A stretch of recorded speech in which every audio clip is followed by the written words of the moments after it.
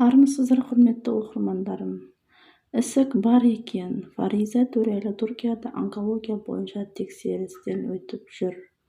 Блогер Төреғали Төрәлінің қарындасы Фариза Төрәлі дерті туралы Instagram парақшасында бөлісті деп хабарлайды.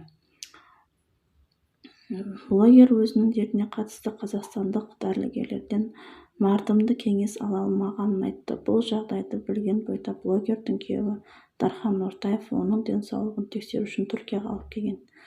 Неден бастарымды білмей тұрмын, бірақ бөліскім келіп тұр. Бәрін толық айта алсам да шет жағасын біліп жүріңіздер. Неге қуанышты сәттерімді бөлісе беремін дедім өзіме. Сіздер менің екінші отбасым, әрқашан қолдайсыздар. Бірге қуанасыздар, бірге көп сәттерді бастан өткізіп келеміз. Қазір де кішігірім сынақтан өтіп жатырмын.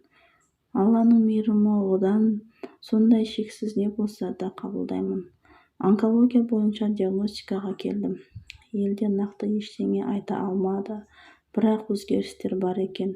Нейроэндокриндік ісікке күдік бар. Тексерілу керек. Аздап мән бермей жүрген едім, Дархан жай қалдыруға болмайды деп қатты кірісті. Тіпті маған айтпай Стамбулға билет алып қойыпты деп басты. Елде блогер ағасы мен жеңгесі Түркияда жоғары деңгейде емханада таңдап берген. Елде тексерілеміз деп қанша күн сандалдық. Бұлай болмайды деп Дархан барлық жолдарын қарастырды. Жарыма алғысым шексіз. Маған білдірмей көңілі босап жүргенін байқадым. Әлем бойынша мықты онколог екен. Жақында Германиядан келіпті.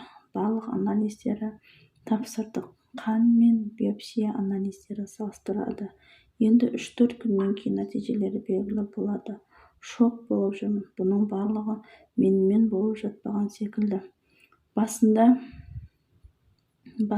түк елемедім деп жазды Фариза. Бұған дейін Фариза Төрәлі күйеуі Дархан Нортаевқа 95 миллион тұратын көлік сыйлағанын жазған едік.